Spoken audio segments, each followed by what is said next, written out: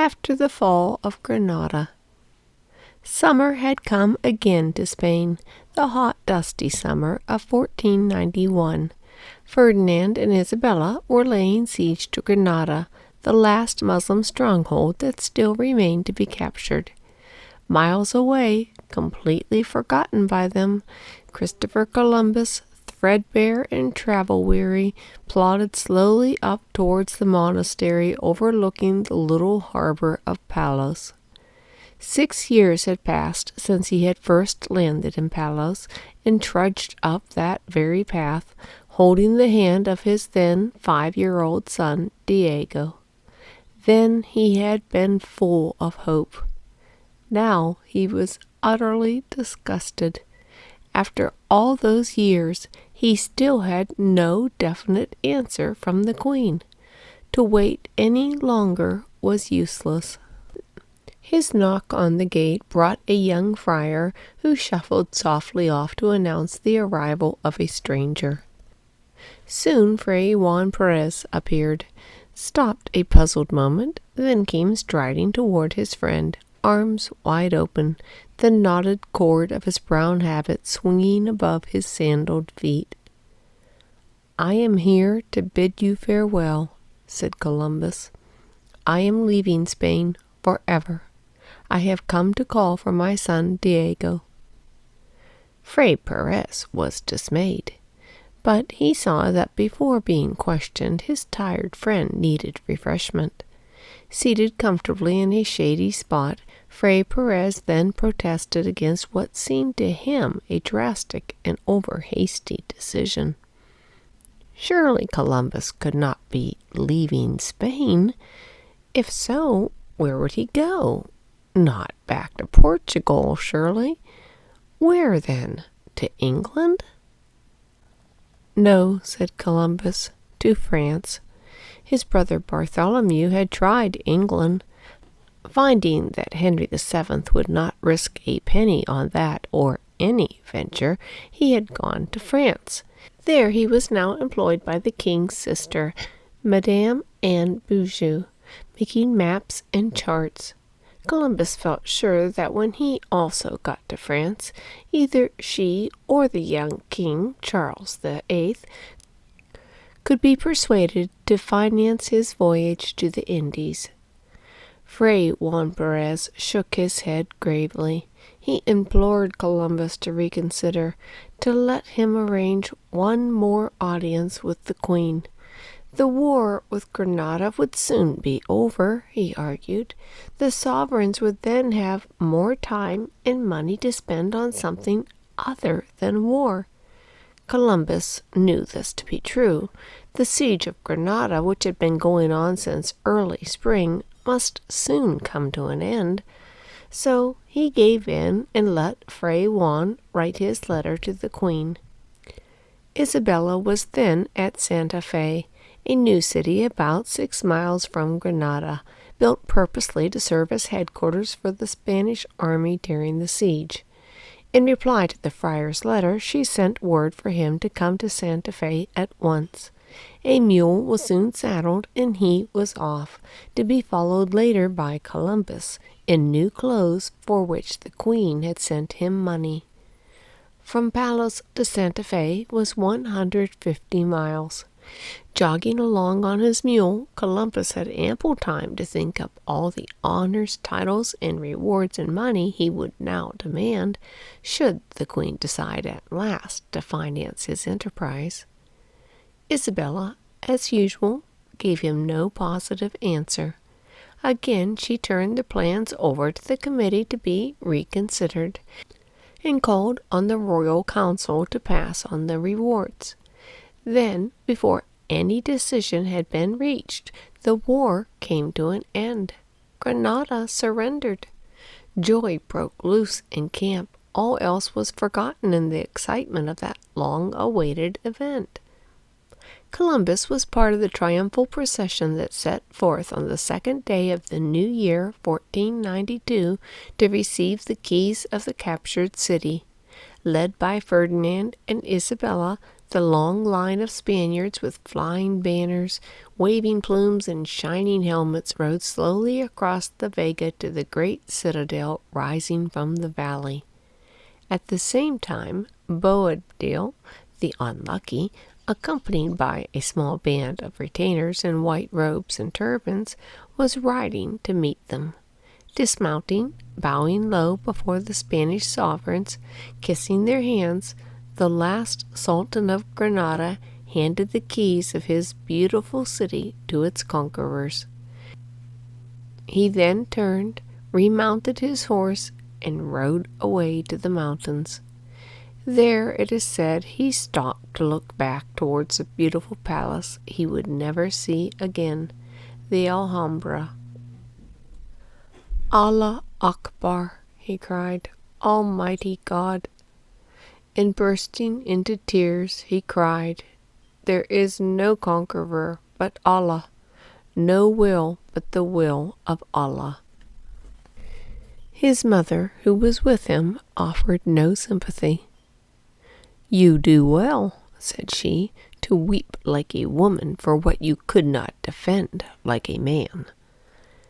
Meanwhile, the Spaniards in their triumphal procession, headed by Ferdinand and Isabella, had passed through the gates of Granada and had seen for the first time the amazing Alhambra.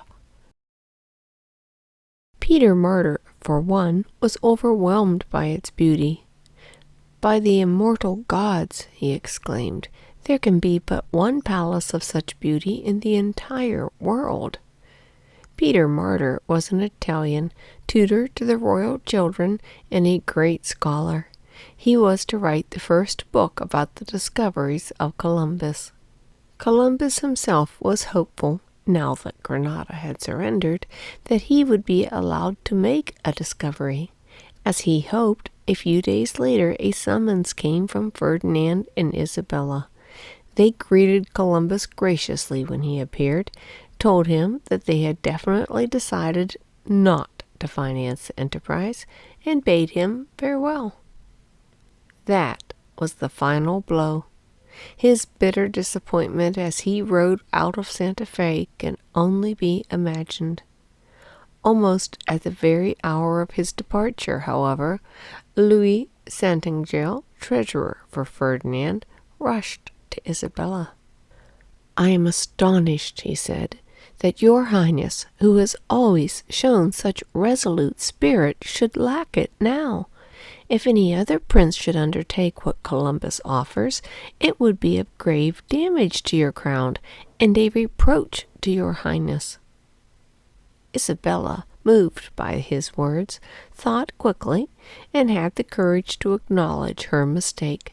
She sent a messenger speeding after Columbus to bring him back. Then she considered the expense of the undertaking. I can pledge my jewels, if need be, to raise the money. The treasurer assured her that it would not be necessary. Sufficient funds could be made available. Columbus had gone about 4 miles down the road when the Queen's messenger caught up with him and presented the royal command to return, which could not be disobeyed.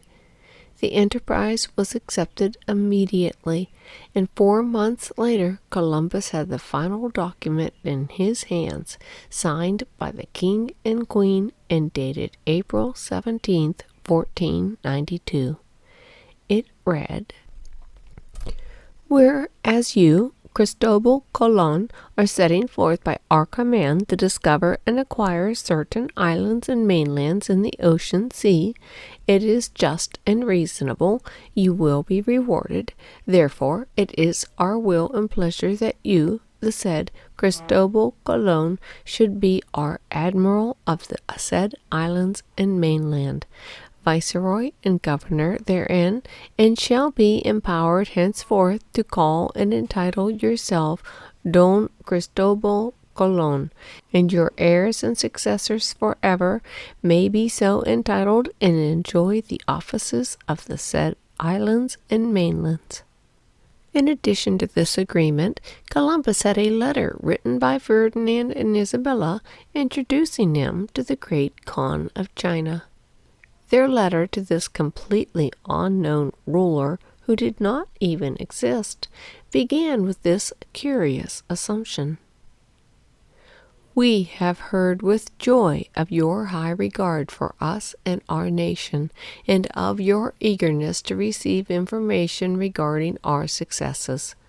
Wherefore we send our noble captain Christopherus Colon to you with letters from which you may learn of our health and prosperity. So this time it was with a happy farewell that Columbus took leave of Ferdinand and Isabella. In high spirits he departed for the little town of Palos, where he had first landed in Spain, and from which he was to leave on his great voyage of discovery.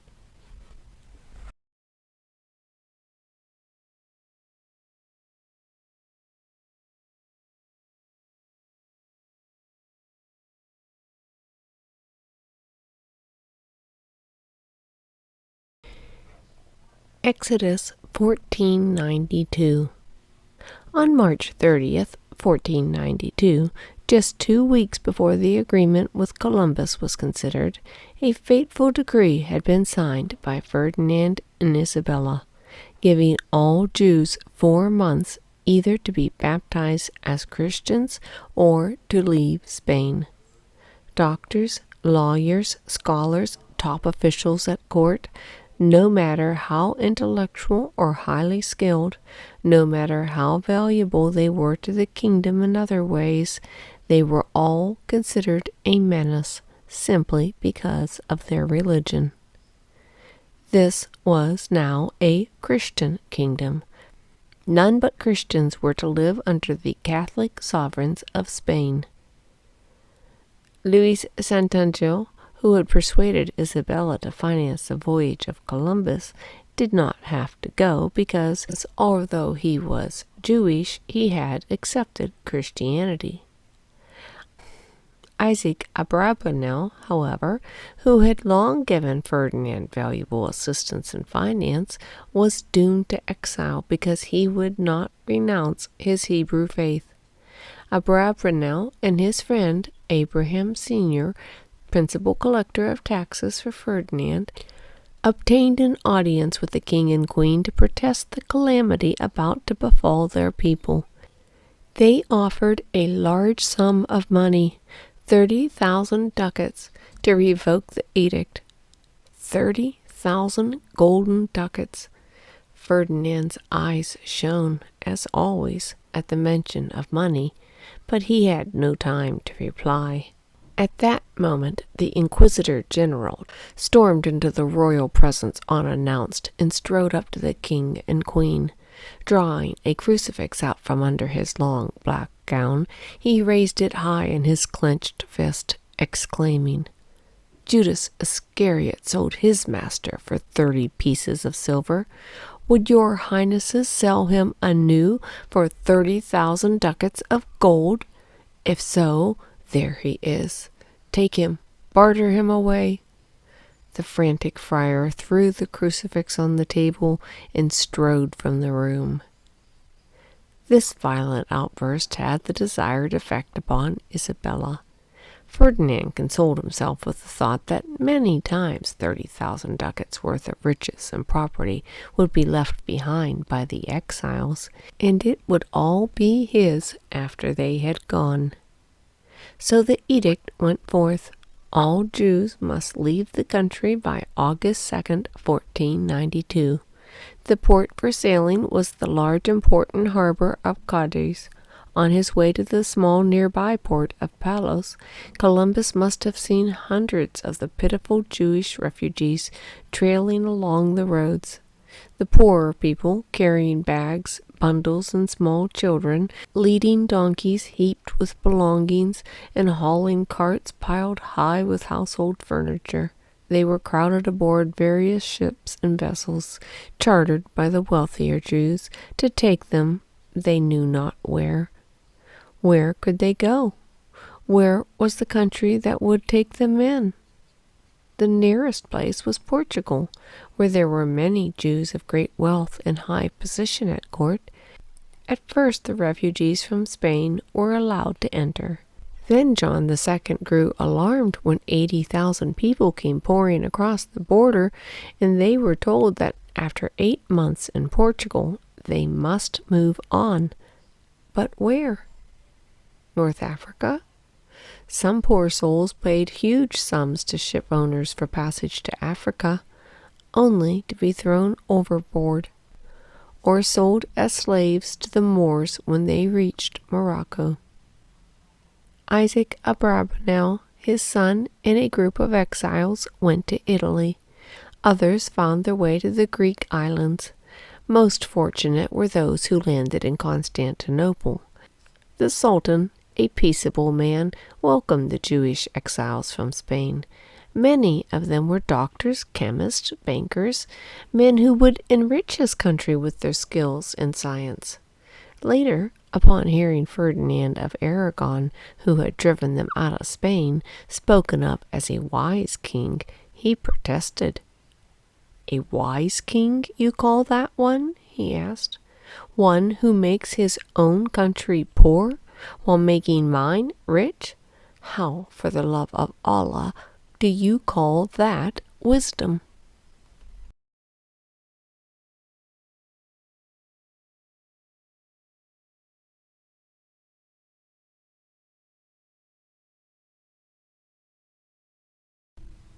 The Niña, the Pinta, and the Santa Maria.